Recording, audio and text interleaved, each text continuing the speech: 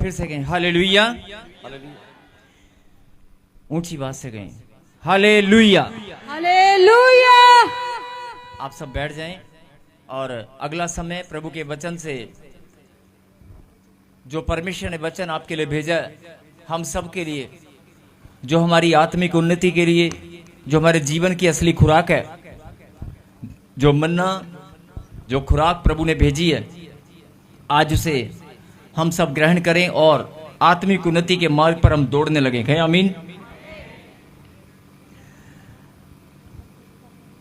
जिन लोगों ने प्रभु के राज्य के सेवकाई के लिए भेंट और विश्वास नहीं बोया, वॉलंटियर्स आपके पास आ रहे हैं, आप बो सकते हैं। और जो लोग ऑनलाइन देख रहे हैं, आप सबसे विनती है कि आप ऑनलाइन भेंट और विश्वास को जो लोग बोना चाहते हैं बो सकते हैं। प्रभु आप सबको आशीष दे। और अभी मैं बोल रहा था कि यीशु मसीह जी उठा है।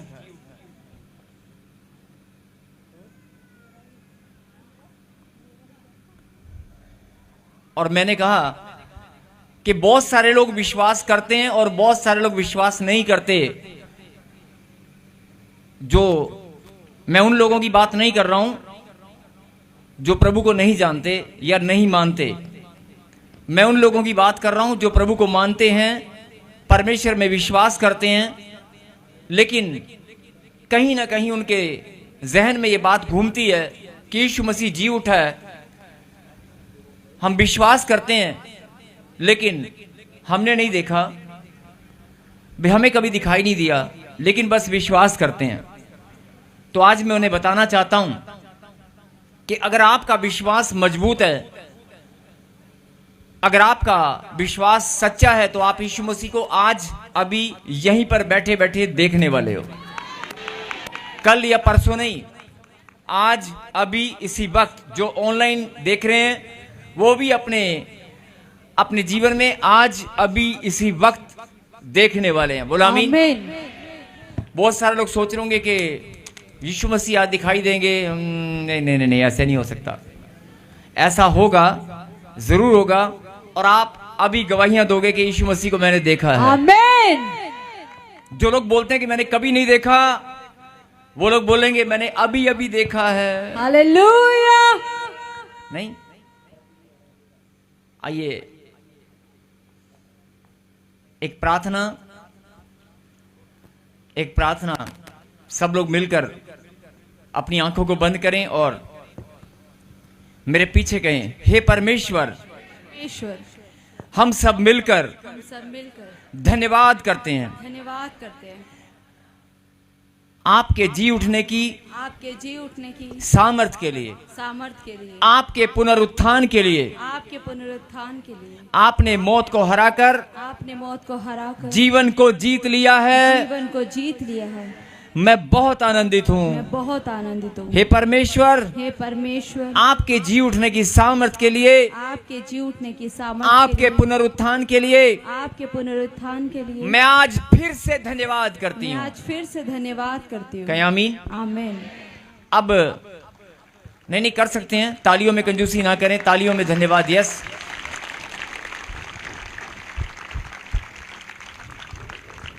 अब आप जरा ध्यान से सोचें कि धन्यवाद तो हमने ईस्टर के दिन भी किया था।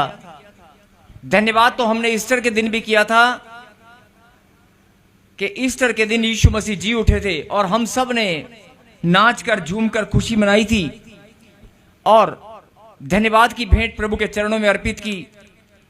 हम बहुत लोगों ने इकट्ठा होकर धन्यवाद किया था। नहीं तो आज फिर से मैंने क्या कहा, आज फिर से हम धन्यवाद करते हैं। ये फिर से धन्यवाद क्यों करना है, आज इस बात को समझेंगे कि यीशु मसीह के जी उठने का फिर से धन्यवाद क्यों करना है, फिर से क्या जरूरत पड़ गई है धन्यवाद करने की। ये बात आज समझनी पड़ेगी, क्योंकि आप शारीरिक, मानसिक और आत्मिक रीति से जिस प्रकार से भी आप अपने जीवन को आप बढ़ता हुआ देख रहे हैं, बहुत सारे लोग शरीर से जैसे एक बच्चा बढ़ता है, मन की उत्तेजनाएं और भावनाओं से आप मन को उछलता हुआ बढ़ता हुआ देखते हो। कभी किसी भी काम को लेकर कि मुझे ये काम करना है, मुझे करना है, मुझे करना है, मन की भावनाएं और शारीरिक, मानसिक, और उसके बाद मैंने अभी क्या कहा कि आत्मिक रीति से बहुत सारे लोगों के अंदर ऐसे एक भूख और प्यास होती है। बहुत सारे लोगों के अंदर भावनाएं होती हैं, लगन होती है, प्रभु के प्रति प्रेम होता है कि मुझे प्रभु में बढ़ना है। बोला आमीन। मुझे आत्मिक उन्नति के मार्ग पर दौड़ना है। बोला आमीन। तो अगर आप आत्मिक उन्नति, आत्मिक नहीं, शारीरिक, मानसिक और आत्मिक किसी भी प्रकार से आप अगर बढ़ना चाहते हो तो सबसे पहले आपको यह बात जाननी होगी कि यीशु मसीह जिंदा है और वो जिंदा है। बोला आमीन। और वो हमारे बीच में मौजूद है। बोला आमीन। आमीन। और उसके जी उठने की सामर्थ आज भी काम करती है। आज भी पुनरुत्थान पर जो विश्वास करेगा, भले ईस्टर के दिन हो सकता है वो चर्च बाद में आया हो सकता है उसने सुसमाचार बाद में सुना हो सकता है उसने विश्वास ईस्टर के बाद आज किया हो या 2 दिन पहले, लेकिन बाइबल बोलती है कि जब तू विश्वास करेगा तेरा विश्वास प्रतिफल तुझे देकर ही रहेगा। बोला आमीन। आमीन। जब तू विश्वास करेगा तेरा प्रतिफल तुझे मिलेगा। बोला आमीन। आमीन। लेकिन मैंने कहा कि आज फिर से धन्यवाद क्यों करना है? वो इसलिए करना है कि बहुत सारे लोग धन्यवाद करने में चूक जाते हैं। बहुत सारे लोग सुबह उठते ही प्रार्थना करते हैं कि परमेश्वर, मैं धन्यवाद करता हूं अपनी ब्लेसिंग के लिए, अपनी चंगाई के लिए, अपनी बढ़ोतरी के लिए, अपने बिजनेस के लिए, अपने बच्चों के लिए, अपने रिश्तों के लिए। आप धन्यवाद करते हैं, मैं ये नहीं बोल रहा हूं कि नहीं करते हैं, आप धन्यवाद रोज करते हैं। और जो नहीं करते उनके लिए बड़ी शिक्षा है कि धन्यवाद करना बहुत जरूरी है। जो ब्लेसिंग परमेश्वर ने दी है, जो जीवन परमेश्वर ने दिया है, जो रिश्ते सुंदर सुंदर परमेश्वर ने दिए हैं, उनके लिए धन्यवाद करना बहुत जरूरी है। बोला आमीन। आमीन। और अगर आप नहीं करते तो करना शुरू कर दें। जो लोग बोलते हैं कि मेरे जीवन में कोई रुकावट है, बढ़ोतरी नहीं हो पा रही, तो कहीं ना कहीं आपके धन्यवाद में कहीं ना कहीं चूक है। और अगर आपके धन्यवाद की भेंट परमेश्वर को आपने अर्पित की है, अगर कोई भेंट आपने प्रभु को दी हो, तो उसका प्रतिफल आपको मिलेगा। वो खरा न्याय करने वाला परमेश्वर है। कहीं आमीन। अब दूसरी बात कि धन्यवाद, जो लोग ब्लेसिंग के लिए, चंगाई के लिए, मैं रिपीट कर रहा हूं, जरा ध्यान से सुने।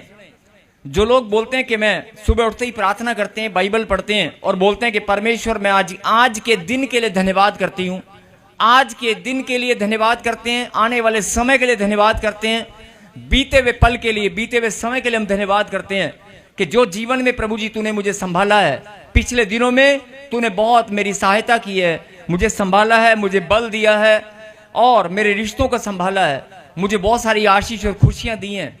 ऐसे आप धन्यवाद करते हैं। लेकिन आप गहराई से सोचकर देखना कि बहुत कम उसके जी उठने के लिए, उसके पुनरुत्थान के लिए धन्यवाद बहुत कम लोग करते हैं। बोलो हालेलुया। हालेलुया। मैं बता रहा हूं कि अगर आप पुनरुत्थान के लिए, उसके जी उठने के लिए भी अगर आप धन्यवाद करना शुरू करें, जो धन्यवाद आप रोज करते हैं उसी में आप उसके जी उठने के लिए कि परमेश्वर मेरे उद्धार करता, आप जी उठे हैं, आपके जी उठने के लिए, आपके पुनरुत्थान के लिए, आपके महान बलिदान के लिए मैं धन्यवाद करती हूं। आमीन। आप धन्यवाद करते होंगे, लेकिन उसके बलिदान के लिए, उसके पुनरुत्थान के लिए आप रोज धन्यवाद नहीं करते। तो मैं आपसे यही विनती करता हूं कि आज आप ये फैसला करें कि अपनी अपनी प्रार्थनाओं में मैं उसके महान बलिदान के लिए और उसके बलिदान के द्वारा मैंने जो उद्धार को पाया, उसके पुनरुत्थान के द्वारा जो मेरे जीवन में जो ब्लेसिंग मुझे मिली है, जो मेरा उद्धार हुआ है, उसके लिए भी मैं धन्यवाद आज से किया करूंगा। बोलो आमीन। आमीन। मैं ये नहीं बोल रहा हूं कि धन्यवाद नहीं करते, हो सकता है करते होंगे, लेकिन आज से आप इस धन्यवाद में ये लाइन करना ऐड कर लें। और अगर आप ऐड करेंगे तो आप यीशु मसीह को दर्शन, जो होते हैं दर्शन, आपको दर्शन होने लगेंगे। बोलो आमीन। आमीन। मैं ऐसे नहीं बोल रहा हूं। चलेंगे एक वचन में, निकालें प्रभु के कलाम से रोमियो की किताब 10वां अध्याय और 9वीं आयत को हम पढ़ेंगे। 10:9। हालेलुया। कि यदि तू अपने मुंह से यीशु को प्रभु जानकर अंगीकार करे और अपने मन से विश्वास करे कि परमेश्वर ने उसे मरे हुओं में से जिलाया, तो तू निश्चय उद्धार पाएगा। कहें हालेलुया। हालेलुया। कि यदि तू अपने मुंह से यीशु को प्रभु जानकर अंगीकार करे, क्या करना है? अंगीकार। और मन से क्या विश्वास करना है? कि वो मुर्दों में से जिलाया गया, वो जी उठा है। अगर तेरा विश्वास इतना दृढ़ है, इतना मजबूत है, होता क्या है? बहुत सारे, ध्यान से सुनेंगे बात को, बहुत सारे लोग प्रभु को मानते हैं, विश्वास करते हैं और प्रार्थना भी करते हैं, चर्च भी आते हैं, लेकिन उनके जीवन में कहीं ना कहीं ब्लेसिंग नहीं है। वो रो रो कर प्रार्थनाएं करते हैं कि परमेश्वर, मैं इतने लंबे समय से चर्च में आ रही हूं, इतने लंबे समय से मैं प्रार्थना कर रहा हूं, लेकिन मैं विश्वास भी करता हूं कि आप जी उठे हैं, मैं विश्वास भी करता हूं, मैं प्रार्थना भी करता हूं, लेकिन मेरे जीवन में ऐसी क्या कमी है या मेरी प्रार्थना में क्या कमी है कि मेरी ब्लेसिंग या मेरी बढ़ोतरी नहीं हो पा रही। आज मसीह लोगों के जीवन में सबसे बड़ा सवाल उनके जहन में, उनके मन में ये घूमता ही रहता है। बोलो हालेलुया। अगर आप 10 लोगों से बातचीत करेंगे तो 10 में से 7 या 8 लोग आपको ऐसे ही मिलेंगे कि हाँ, पता नहीं मेरे जीवन में क्या कमी है। तो आज मैं उन्हें बताना चाहता हूं कि कमी कुछ नहीं है, कमी कुछ नहीं है। सिर्फ आपको ध्यान से इस बात को समझना है कि अगर यीशु मसीह जी उठा है तो उसने बलिदान आपके लिए दिया है। बोला आमीन। आमीन। अगर यीशु मसीह जी उठा है तो उसने बलिदान हम सब के लिए दिया है। बोला आमीन। आमीन। अगर उसका बलिदान हम सब के लिए था, अगर वो हम सब के लिए जी उठा है, तो आशीषें भी, उद्धार भी हम सब का ही है। बोला आमीन। आमीन। लेकिन बहुत सारे लोग इस बात पर ध्यान नहीं देते। मन से वो प्रार्थनाएं करते हैं, मन से विश्वास करते हैं, लेकिन जब वो नेगेटिविटी में जाते हैं, जब कोई विपत्ति का सामना करते हैं, तो उनका मुंह का अंगीकार हो सकता है कुछ नकारात्मक या नेगेटिव हो जाए। मुंह का अंगीकार चेंज हो जाता है। कैसे, मैं आपको बताऊंगा। हाँ भैन जी, चर्च भी तो असी जाने हैं, पर पता नहीं, सानू विश्वास तो हैगा, सानू विश्वास तो है कि रब काम करेगा, लोगों की गवाहियां बड़ियां बनदियां ने, पर साड़ी नहीं बनी हले तक, है ना। ऐसे मन में आता है। जब आपके मन में ऐसा सवाल आए, जब आपके मन में ऐसी बात आए, या बहुत बार आप अपने मुंह से कुछ बोलते हैं, कोई लोग आपको सवाल करते हैं कि यार तुम चर्च में जाते हो, तुम्हारा नंबर आया, तुम्हारी प्रार्थना हुई, तुम्हें बच्चे की आशीष मिली, 10 साल से आपके पास बच्चा नहीं और 5 साल से आप चर्च में जा रहे हैं, कि आपको ब्लेसिंग मिली, आपके बच्चे ने नशा करना छोड़ दिया, आपने चर्च में जाना शुरू किया था 3 साल से, लेकिन क्या रिजल्ट मिला। जब लोग आपको सवाल करते हैं तो आपका जो अंगीकार है, पहली बात तो मन के विश्वास के ऊपर वो हमला करते हैं, और आपका मन का, ऊपर से आप मुस्कुराते हैं, मुंह से बोलते हैं नहीं, साडा रब ना जिंदा खुदा है, साडा रब काम करेगा, लेकिन मन का विश्वास उखड़ जाता है।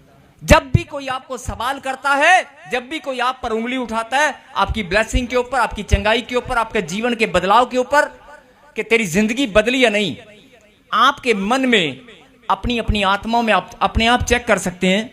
अपने मन में अपने आप ही आपकी आत्मा आपको गवाही देगी कि हाँ, मेरे जीवन में बहुत बार ऐसा होता है। बहुत बहनें यहां बैठी हैं जिनके हस्बैंड, जिनकी सास, जिनके परिवार के नजदीकी लोग उंगलियां उठाते हैं। बहुत सारे जवान भाई लोग बैठे जिनके माता पिता या पड़ोस के लोग बहुत सारे भाई लोगों को उंगलियां उठाते हैं। चर्च में गया था, कितना समय हो गया, अभी तक तू बदला नहीं, अभी तक तेरा वीजा लगा नहीं, तेरी बढ़ोतरी मुझे नजर नहीं आ रही। ऐसे लोग सवाल करते हैं। मैं ये नहीं बोल रहा हूं कि आप उनको जवाब दें, लेकिन आप उनको जवाब देने से पहले अपने आप को परखें, अपनी आत्मा में झांक कर देखें कि मैं कमजोर कहां पर हूं। अरे मेरा खुदा जिंदा है, उसने क्रूस पर बलिदान दिया है, उसके जी उठने की सामर्थ काम करती है, वो मुर्दों को जिलाने वाला परमेश्वर है। अगर ये सत्य है तो फिर आप क्यों मुर्दों के समान घूम रहे हैं? आप क्यों मुर्दों के समान जी रहे हैं? ये बड़ा गहनता से समझने का सवाल है। गहनता से इस बात पर आप मनन करें कि अगर कोई लोग आपको सवाल करते हैं, कोई बात नहीं, आपके मुंह का अंगीकार, बाइबल में लिखा है कि अपने अंगीकार को थामे रख। एक जगह बाइबल में लिखा है अपने अंगीकार को थामे रख। क्यों लिखा? इसलिए लिखा, इसका मतलब तुम्हारे अंगीकार को कोई छीनना चाहता है। बड़े ध्यान से समझना, तुम्हारे अंगीकार को कोई छीनना चाहता है, यानी कि जो तुम्हारा अंगीकार है कि यीशु मसीह जी उठा है, वो हमारा उद्धार करता है, वो हमें खुशियां देगा, वो हमारा परमेश्वर है। जो तुम्हारे मुंह का अंगीकार है कि मैं यीशु मसीह का बेटा हूं, कोई उस अंगीकार को छीनना चाहता है। बोल हालेलुया। हालेलुया। क्योंकि बाइबल बोलती है जो तुम्हारे मुंह से तुम निकालोगे उसे मैं पूरा करूंगा। तुम्हारे मुंह का सृजनहार मैं हूं। बोलो आमीन। आमीन। सबको जय मसीह की। मैं जतिन बब्बर और आप देख रहे हैं मसीह परिवार चैनल। जैसे कि आप सब जानते हैं कि मैं इस चैनल पे प्रभु के अलग अलग दासों की वीडियोस डालता हूं, तो अगर आपको हमारा चैनल अच्छा लगता है तो आप इस चैनल को ज़्यादा से ज़्यादा सब्सक्राइब जरूर करें, ताकि आप प्रभु के वचन को सुन सके। वीडियोस को ज़्यादा से ज़्यादा शेयर करें, ताकि जिन लोगों तक वचन नहीं पहुंचा उन तक भी वचन पहुंच सके। सबको जय मसीह की। एक बार मैं आपसे दोबारा कहूँगा कि इस चैनल को सब्सक्राइब जरूर करें और वीडियोस को ज़्यादा से ज़्यादा शेयर करें। जय मसीह की।